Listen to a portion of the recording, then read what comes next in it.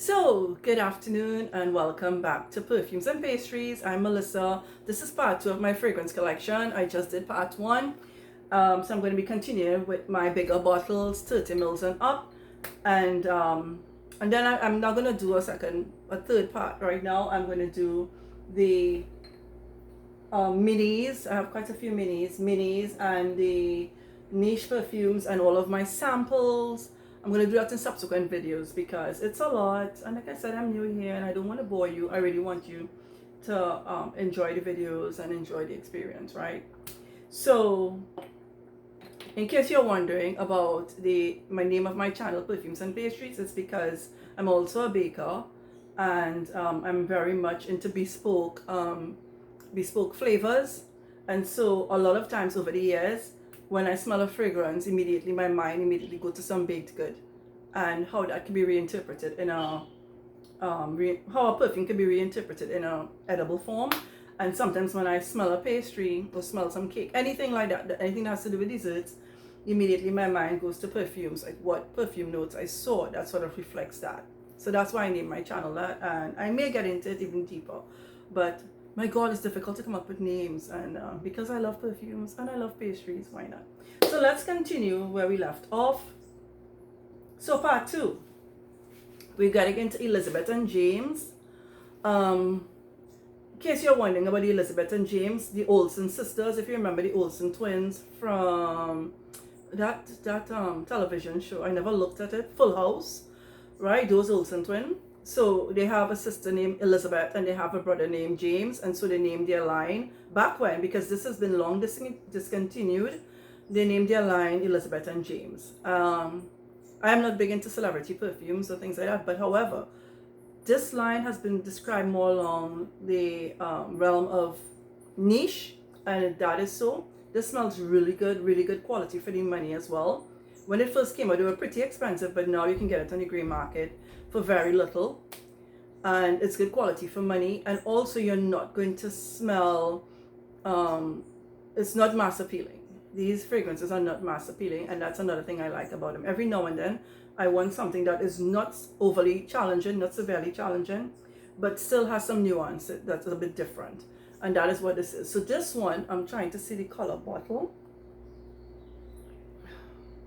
Right, so this is the purple bottle. This one is called Amethyst, and this one has a tobacco note. Would I repurchase? No. It's an excellent fragrance, but I would not repurchase. I'll tell you when I'm reviewing it. I'll just go to another one in their line one time. Another Elizabeth and James, and this is French Grey. This is a lavender and citrus-based perfume. Would I repurchase? Yes, I would repurchase. And I already did. This one is empty, and I'm on my second bottle, and it's almost empty. There's a reason for that, though. It's because I'm a big fan of Dolce & Gabbana Light Blue. I've worn it for a very long time, but I haven't owned a bottle in the last like 7 or 8 years. So when I bought this, I said, you know what, I'll make do with this. It's citrus based. It's extremely good during hot weather. It doesn't leave you feeling nauseous. It's not overwhelming. And it performs good in air condition as well. It doesn't just fade away once you're in a cold situation. So I said, you know what, I'll save my money and I will use this. And it's much less expensive than, it's a 100 ml bottle. But this one actually is a 50 ml bottle, I think. I think these are 50 mils when I bought them. But yeah, this is a lot less expensive than Dolce & Gabbana, and it's not as mainstream. But I still love Dolce & Gabbana. I'm expecting a bottle sometime next week because I've been without it for like 7 years, as I said, and I miss it in my collection. I miss wearing it in the high heat. And in case you're asking, why she keep talking about high heat? I live in the Caribbean on the island of Trinidad, and we have 2 seasons, dry season and the rainy or wet season. And the dry season is very hot. We're in that season right now. So in case you're hearing a little song behind, that's my fan. It's really hot and it gets very humid sometimes. And the lighter scents tend to be more appropriate, but you can wear what you want, especially because so many people work in AC, and when you're driving, you're in AC. But if you're somebody who taking public transport, taxis, things like that, overly sweet perfumes just For me, they're not appropriate because it becomes overwhelming in the heat. Especially as I become more mature. When I was in my 20s, that wasn't really the issue. I would wear whatever, whenever. But now it's not the case, right? Um, I don't know if I've done the Juicy Couture Lala. I can't remember. So this is probably the only one I'm going to repeat, the Juicy Couture Lala. This one was part of an exchange. That's how I got this one. But I don't like this perfume at all. I made a dent in it because I wore it home a few times, and even wearing it home, I don't enjoy it. Whenever I wear my fragrances, whether be it at home or out, I really want to enjoy it. I really want to be immersed in it. So I'm going to be decluttering this. This is going to go to Goodwill. Carbatine de Grès, or Carbatine Grès. When I was just a wee little thing of size 00, I was gifted this in my first job. It was really a beautiful perfume at the time. It was already out a very long while, and I didn't know at the time, but I liked it. I always love perfumes, but now it's a bit dated. Doesn't smell bad. I'm going to keep it in my collection. I will not repurchase. I am not going to just keep the juice in the bottle, though. I'm going to wear it while I'm at home. I don't like wasting. Perfumes are expensive, and even if they're not very expensive, it's money that I will charge for. So I'm going to wear it out. Wear it until it's finished, and then I will not repurchase. But it was good to have this in my collection. Just a bit of nostalgia. Again, Carbatine by Grès. So another Guerlain perfume, or Guerlain, whichever you prefer to pronounce it. This is Mon Guerlain Eau de Toilette, and I absolutely enjoy wearing this perfume. This is one of the few perfumes in my collection that I can wear every day. This for me is an everyday perfume. This for me is an easy reach perfume. Lavender is one of my favorite notes in perfumery and in baking. It's one of my favorite notes, and so I really enjoy this perfume, and especially because it's more of a citrus-based perfume, and so it works very well in the high heat. It also works well in the rainy season, because our rainy seasons are not that cold, right? So by the time you go out and it's raining and you wear this, it's already warm again. This is perfect. It's good for any occasion. Would I repurchase? Yes, I would, but I can't seem to find it anywhere. Apparently, it's no longer available. This is another Elizabeth and James. This one is rose. Yeah, this is the red bottle. This one is rose. This is a bit on the aromatic side, but the rose in this is also a bit also has a slight jamminess to it, but it's not very sweet. Absolutely love this. If I can get a second bottle of it, I would repurchase it just to have it in my collection. Of course, I would be wearing it. So when I say just to have it in my collection, I'm going to be wearing anything I have in my collection. It's not just to keep on the to keep on my shelf, right? But when it's finished, I'm not going to repurchase it because it's not available, and I'm not willing to pay more than I paid for it. But I'm happy to have it. Oh, oldie but a goodie. Olympia by Paco Rabanne. Yes, I will repurchase this perfume. I know there are a few iterations since then, or flankers as they call them, but I will repurchase this one. I enjoy wearing it, and the only reason there's any juice in the bottle remaining is because with a lot of these, actually, I have been pinching it because I know I wanted to do a YouTube channel. I wanted to do perfume reviews, and so I've been, like, since 2018, I've been wanting to do this, and I just didn't have the confidence to do it. But I don't think anybody cares. Enough, the world isn't going to end because I did a perfume channel. So yeah, that's why there's still juice in here, but it shouldn't be. After I review this for you guys, I'm going to be using it up in a bottle, and then I'm going to repurchase one maybe by the end of the year or early next year. This one is Place Vendôme by Boucheron. A classy little number. Very, very good for the price. However, turned very camphorous on my skin once I started to wear it. I tried very hard. I keep the dent to some testing and testing and testing, not wearing out or anything like that. So this is going to be leaving my collection. I'm going to be decluttering this.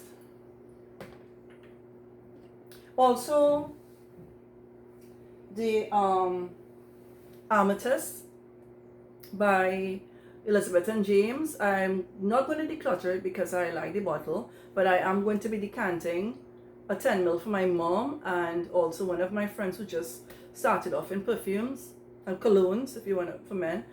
I am going to, he could come by and try it, and if he likes it, I'm going to give him a decant. And I'm just going to keep a tiny bit for me and probably try to wear it, only because it is what it is. The other one is Prada La Femme, and this one made quite the rounds in the fragrance community and on YouTube as well. But I think it was, it's really worth it, really worth the hype that they made over this fragrance. Yeah, she is that perfume. So I really enjoy wearing this one. Again, there's only perfume in the bottle because I knew I had to do, or I knew I wanted to do this channel and I knew I had to do a review. So I left some in the bottle. As soon as I do the review, I'm going to be using up all these perfumes. So then I'm going to have a project plan, of course, on what perfumes I'll be wearing on what in what month, 1 week, or whatever it is. Dolce & Gabbana Light Blue Sun. This is the Sun Flanker. Will not repurchase. I prefer the original, and by the original I mean the original light blue formulation. There's a new formulation that's even sweeter. That's sweeter than the old one. I haven't smelled it, but I'm not gonna like it in any event, because the thing I like about light blue, it's not only just the airiness of it and the sportiness of it and the citrusness of it is a word. But anyway, that citrus vibe that you get from it's cooling. It's just the perfect hot day fragrance. It's the perfect casual, semi-formal fragrance. I wouldn't really do formal with that, but you can do what you want. This is not that. I'll do the review, but I don't like it that much. I really struggle to use this one up. I've had it since 2020. This bottle has gotten absolutely beaten up and tired. This bottle is about 10 years old, but I've kept it because, yeah, well, 10 years old. It finished somewhere around 2018. I used up the last bit in it. I was trying to keep some because, as I said, once I realized the whole fragrance fragcom thing I wanted to do, but I couldn't. I am going to repurchase a bottle of Estee Lauder Pleasures by Estee Lauder. This perfume, it's not very expensive anymore. When I used to purchase it, it used to be quite pricey, but it's a good perfume. It's a classic for those of us who consider it a classic. It's a classic floral. Am I going to repurchase? Yes, I think I just said I'm going to repurchase a bottle of this, and I'm going to have it in my collection. I think I gave up on too many of those that I consider classic for me. Another really good perfume that people hardly talk about, and they didn't really hype this one up in the fragrance community, is Coach Dreams by Coach. This is, I think it's a fruity floral. This is an excellent perfume for the price. This is, if you don't have a large collection, I have a modest collection. So, yes, it's warranted to have this in my collection. But if you have an even smaller, like 5 bottles, 2 bottles, this is a great feminine perfume for different occasions. And I know since I've been speaking about these fragrances, this is the only one that I'm smelling. And I guess maybe because the spray is right here, you don't have to remove the cap. But in any case, great performance, great sillage off of this one, and again, it's not very expensive. So this is a good perfume to have in your collection if you are a girly girl, and if you just want to have one for fun, one for maybe functions, whatever it is. This is it. Will I repurchase? Yes. Oh, this little one got away. This is one of my cheapies. And I'll talk about cheapies in another video because I didn't really do cheapies until I started watching YouTube videos. But this is, okay, so my British Pear by Miniso. And that's a store, it's like a store for tweens and tweens to teenagers that I saw they opened up here in my country in the malls about 3 years ago. So I just went in to see because, you know, you just walk in the mall and I saw they had perfumes. I tested and I absolutely enjoyed this little number. I bought one immediately. And because it was $50 as well at the time for 30 mils. Great perfume, smells quality to me, and is very reminiscent of English Pear and Freezer. Freesia by Jo Malone, which I really enjoyed that perfume. I haven't pulled the trigger to purchase a bottle yet, but one day I will. For now, I don't wear this out. I don't like dupes that much either, but I wear this at home, and this is my second bottle.